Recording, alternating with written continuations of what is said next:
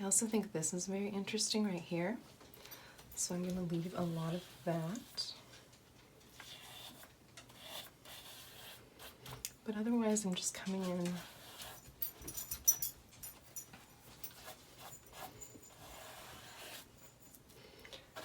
with a cooler color that I was working with on this previous layer. And it's darker. So again, we're getting that very clear contrast between these two, but then with this teal, it's a much darker shade, so you can see it's not as obvious of a difference between the two colors. So that's what I'm talking about when I refer to contrast.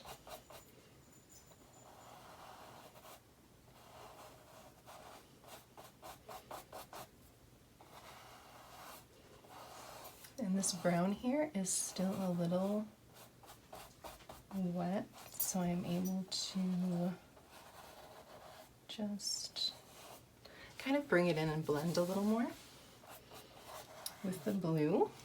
And let's see here. So if I get this along a little bit, so I want to bring in a more liquidy color. So that's what this one is. And I wanted it again to be a little lighter, so it will be more noticeable. And as we add more water, you'll see it starts to go down some of those little ridges that we created earlier. And so those are really just interesting to play with as you go to kind of enrich the color or just give it more visual interest as you go.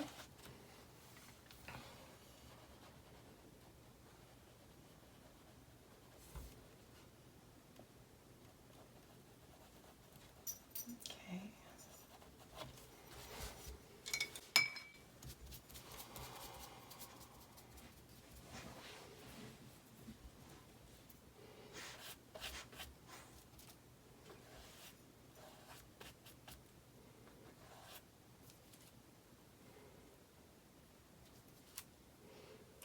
If you just dollop in, so this is a fairly soft body paint, but it is not liquidy. So what I mean by that is I have added water to these little guys before I even dolloped them down to make the paint just more runny is another way to kind of understand it. So it's more fluid, more liquidy. But when I put it in, and when I drop them in with the really, really watered down paint, you'll see it kind of sticks to itself. As we saw in the second layer, the one right just before this one we're starting now, when we blended liquidy and liquidy, they really played together nicely and they didn't really, kind of stay separated. Where here you can see they like to kind of glob onto whatever consistency it is. Glob onto its consistency. I'll get better at explaining this as I go. I apologize for the awkward phrasing sometimes. But trying is how we learn.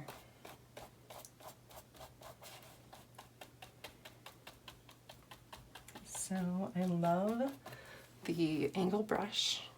It's this one. This is still the one I wrecked, if you heard me talking about not paying as good attention to my brushes as I should. But it gives you such a great line variety.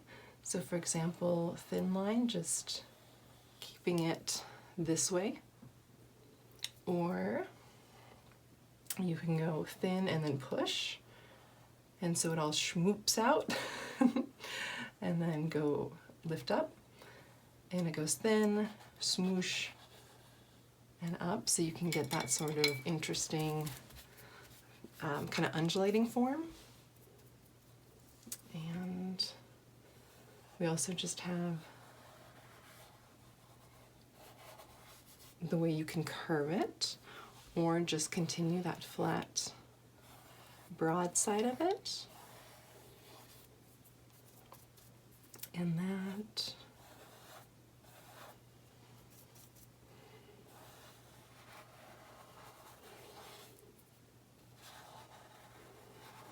can give you some interesting twists with it as well. That takes a little bit of time to kind of get used to do it in a way that is kind of consistently smooth like that. But if you practice, it gets super easy in time. You just kind of have to get used to trusting your hand and not overthinking it too much. Just kind of letting it flow, and it'll do what it does.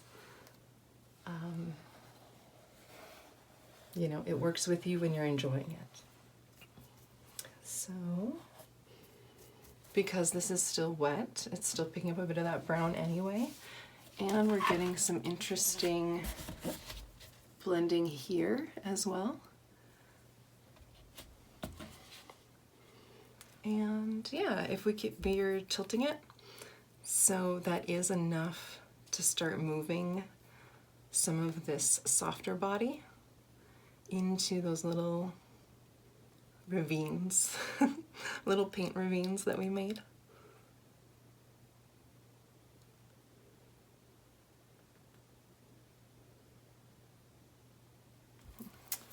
I think that's very fun to watch.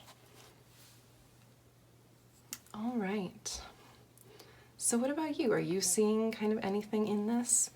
This feels kind of like a kidney or a lung or something to me. Or maybe kind of like a butterfly wing could sort of be in there.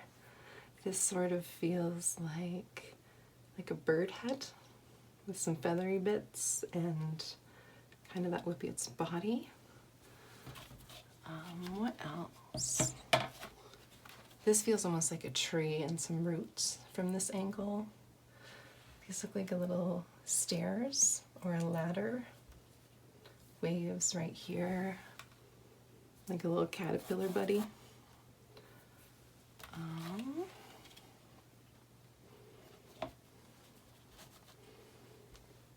And it can be fun to just sit with a painting for a while too.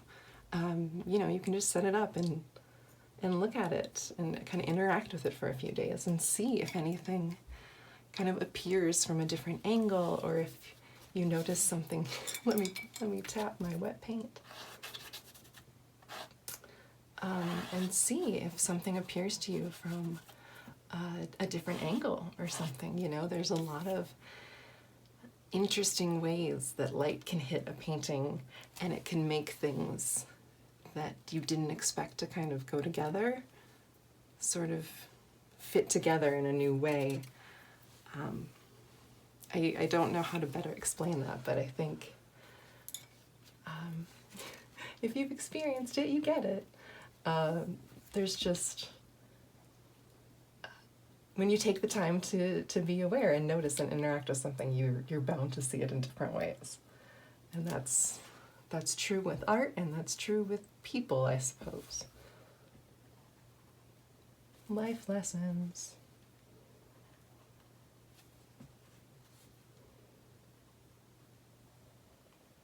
So this is just the delicate little kind of a detail brush, is normally just how I refer to it in my head. It's just very, very thin, and this one you can see the tip is kind of crookedy there, and some of the brushes are sort of splayed out. That's because I'm very hard on them, and when you leave them in the water, then the tip will slowly start to kind of tilt to one side because of that constant pressure of the brush just being on that little delicate bit of bristle. And so that's why it's also good to not leave your brushes in your water overnight or for days and weeks. From experience. I'm speaking from experience, not judgment. I've been very hard on brushes in my life, so. we can do really nice little, just little shapes. It doesn't have to be anything. We can always accentuate things that are already there, like outlining these little circles.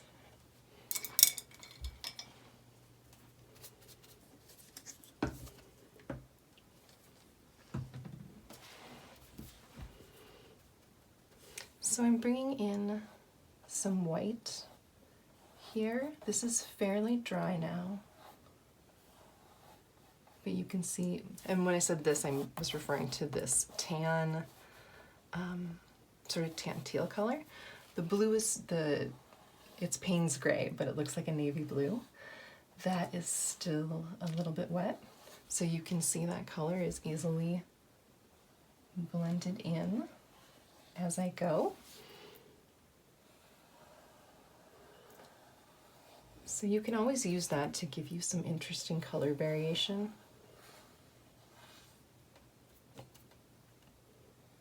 So I'm just bringing in a little more of the white each time, as well as moving a little farther up over here.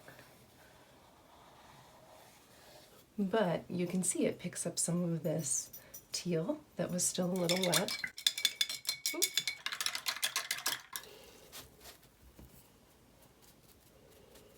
This feels very Miss Frizzle, Magic School Bus, sort of like going into the human body. That's the kind of vibe that I am getting from it. But again, I'd love to hear what you see, what it feels like for you. It's kind of spooky in some areas at this point, but I enjoy a little spooky. Okay, I'm going to bring in just a little of the white over here,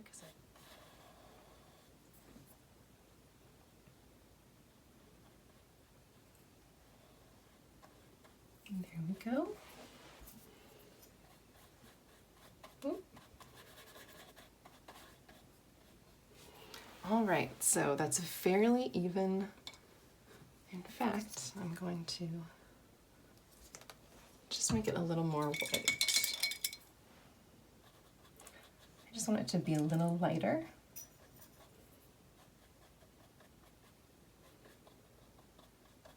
And by just kind of mixing it in the middle there,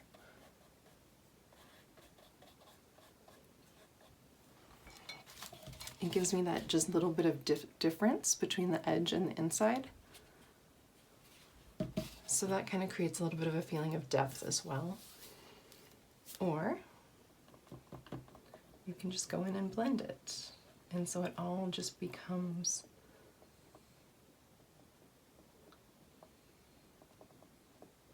a much more flat kind of shape, because it's all one kind of solid color.